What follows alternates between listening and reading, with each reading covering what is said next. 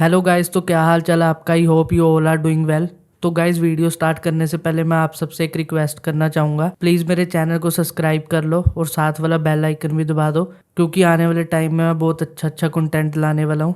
और अगर आपको ये वीडियो इन्फॉर्मेटिव लगे तो एंड में एक लाइक ज़रूर करना और कमेंट करके बताना आपको किस टॉक के ऊपर वीडियो चाहिए, मैं आपके लिए बनाऊंगा। तो गाइस, जैसे कि आज डेट है 13 सितंबर 2024।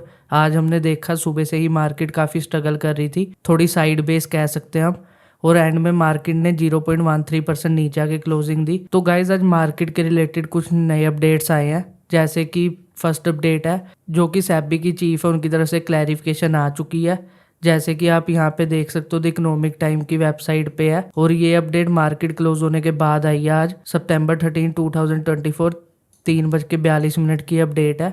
तो यहाँ पे साफ साफ लिखा हुआ है, complied with all SEBI disclosure guidelines. Allegations are false and malicious. Madhavi Puri Buch. तो गाइज, जो कि सेबी की चीफ है माधवी पुरी बुच, उन्होंने साफ साफ इन सारे एलिगेशन को ना कर दिया। उन्होंने कहा ये फॉल्स एलिगेशन है। तो इसमें सारा अपडेट दिया हुआ है जो कि उनके ऊपर एलिगेशन लगाए थे कांग्रेस पार्टी के एक लीडर ने। तो उन्होंने साफ साफ बोल दिया है, completely false, malicious and derogatory. तो गाइज, जो भी हिंडनबर्ग और कांग्रेस ने सेबी की चीफ पे एलिगेशन लगाए थे, उन्होंने उसको पूरी तरह से नकार दिया।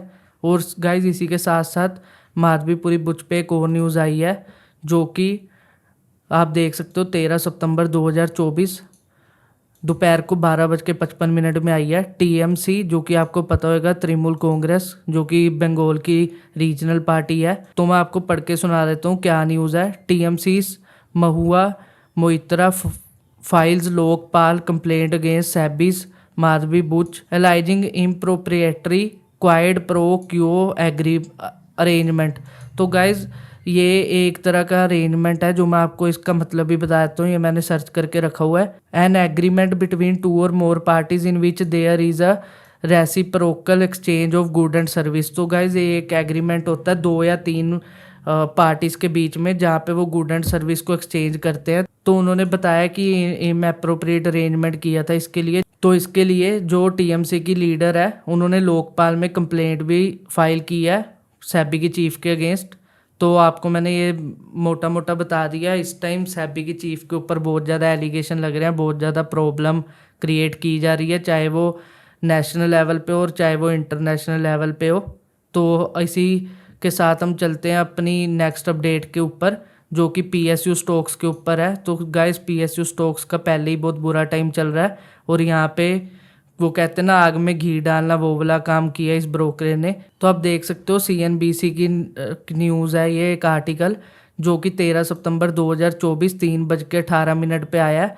उसके बाद मैंने देखा आखिरी के कुछ टाइम में पीएसयू शेयर थोड़ा नीचे भी गिरे हैं। मेरे पास भी काफ़ी पीएसयू शेयर हैं, वो भी नीचे गिरे।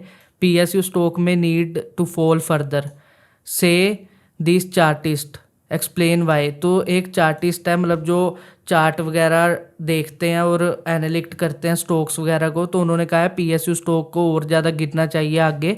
तो उसका उन्होंने रीज़न भी बताया है। तो मैं आपको पढ़ के सुना देता हूँ क्या रीज़न है।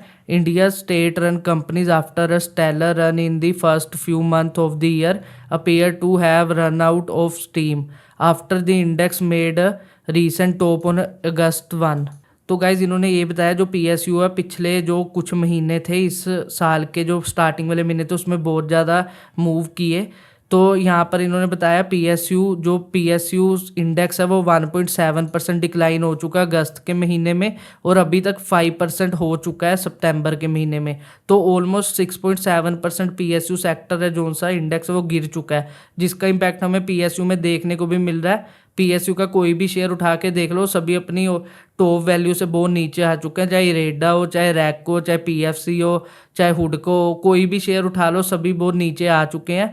पर इन्होंने कहा ये और भी गिरने चाहिए। इन्होंने कहा है कि जो पीएससी सेक्टर है, पीएससी सेक्टर आपको पता होगा एक अलग सेक्टर है, पीएसयू इंडेक्स अलग है, पीएससी अलग है, वो 10% अभी तक गिर चुका है अपनी पीक से। और पीएसयू जो बैंक है वो तो आप सबको पता ही होगा, वो तो बहुत ज़्यादा ही गिर गया, वो 20% गिर गए हैं। जो उनका जून 3 का पीक था उससे भी 20% नीचे आ चुके हैं लोकसभा इलेक्शन के बाद। एक तो गाइज मैंने आपको अपनी मल्टीपल वीडियो में एक चीज़ आपको बार बार बोली है कि जब से इलेक्शन का रिजल्ट आया पीएसयू बैंक का जोन से वो गिरते ही जा रहे हैं। उसका मेन रीज़न यही है कि जो जो इस बार सेंटर में गवर्नमेंट बनी है वो पूर्ण बहुमत से नहीं बनी, वो टुकड़ों से बनी है। जैसे बिहार के नीतीश कुमार को बीच में लिया, ऐसे करके टुकड़े टुकड़े में गवर्नमेंट बनी है, जिसको हम पूर्ण बहुमत नहीं कह सकते। तो कुछ इस गवर्नमेंट में कुछ पता नहीं होता कब कोई ऐसी चीज़ आ जाए। अगर नीतीश कुमार का कल को मन भटका, वो कह दे मैं बीजेपी से अपना समर्थन ले रहा हूँ, तो बीजेपी की गवर्नमेंट गिर भी सकती है, और अगर वो कांग्रेस में चले गए तो उनकी बन भी सकती है। तो इस सिनेरियो में पीएसयू सेक्टर थोड़ा रिस्की हो जाता है, क्योंकि नई गवर्नमेंट आएगी, पीएसयू सारा उनके अकॉर्डिंग चलता है। इस कारण थोड़ा सा पहले ही बहुत ज़्यादा पीएसयू सेक्टर वीक हो चुका है इलेक्शन के बाद। तो इन्होंने आगे और बोला है कि कम से कम जो ये पीएसयू सेक्टर है वो कम से कम 10 से 15% और नीचे आना चाहिए। और इन्होंने ये भी बताया कि जो Mazagon dock, Cochin shipyard, garden reach, जो ये बड़े बड़े शेयर हैं जो अभी बहुत ज़्यादा पीक में गए थे जुलाई में, वो भी 40% नीचे आ चुके हैं अपने पीक से। और इनका कहने का मतलब यही है कि और ज़्यादा 10-15% ये इंडेक्स डिप करना चाहिए, पीएसयू सेक्टर को और नीचे आना चाहिए, फिर ऊपर रिवर्सल करनी चाहिए। तो मुझे नहीं लगता कि ऐसा होना चाहिए, क्योंकि बहुत ज़्यादा मोस्टली जो रिटेल इन्वेस्टर है वो पीएसयू में इन्वेस्ट करते हैं, तो उनके लिए बहुत बुरी खबर है ये। तो चलो अब अपनी नेक्स्ट खबर की तरफ चलते हैं, जो कि सीएनबीसी की वेबसाइट पे ही आज 13 सितंबर 2024 मार्केट बंद होने के बाद 3:44 पे आई है। तो इन्होंने कहा है Wipro share surge despite Kotak's bearish call citing turn around progress. तो गाइज जैसे आप सबको पता होगा कि कोटक ने विप्रो को बेयरिश कॉल दी और सेल करने का सलाह भी दी थी, पर आज हमने फिर भी देखा कि विप्रो के शेयर ने एक अच्छा जंप लिया। तो गाइज मैं आपको इसका एक रीज़न बता देता हूँ। कंपनी बहुत ज़्यादा फोकस कर रही है यूएस बेस्ड बिजनेस में, उनको इंडिया से ज़्यादा कोई वो नहीं है, क्योंकि जो आईटी सेक्टर वो ज़्यादा यूएस पे डिपेंड रहता है। तो वो यूएस पे अपना चिपसेट वगैरह का बिजनेस और ज़्यादा एक्सटेंड कर रही है। मैं आपको दिखा देता हूँ, यहाँ पे लिखा भी हुआ है, जो कि उनकी सीईओ है सिरनी पिलिया। तो उन्होंने यहाँ पे साफ साफ बताया कि हमारी जो, ये देखो यहाँ लिखा है, chip design and CS telecom have worked well, smaller acquisition are move forward. तो गाइज वो जो अपनी चिपसेट वगैरह बना रहे हैं उन पे ज़्यादा फोकस करें इन सब चीज़ों के अलावा, और यूएस से जो इनको ऑर्डर आते हैं उनके वजह से कंपनी बहुत ज़्यादा स्टेबल है। तो गाइज मैं आपको एक चीज़ मोटी मोटी ये भी बता देता हूँ कि फेड रेट कट तक ना आईटी सेक्टर में इतनी ज़्यादा गिरावट नहीं आएगी। फेड रेट कट में अगर कोई प्रॉब्लम आती है या वो नहीं होता है, कम होता है एक्सपेक्टेशन से, तो आईटी सेक्टर को वहाँ से बहुत ज़्यादा सफ़र करना पड़ सकता है। पर फिलहाल के लिए आईटी सेक्टर सबसे ज़्यादा बूमिंग सेक्टर है। अगर फेड ने अच्छा रेट कट कर दिया वहाँ से, तो सबसे ज़्यादा जो बेनिफिट होएगा वो आईटी सेक्टर को ही होएगा।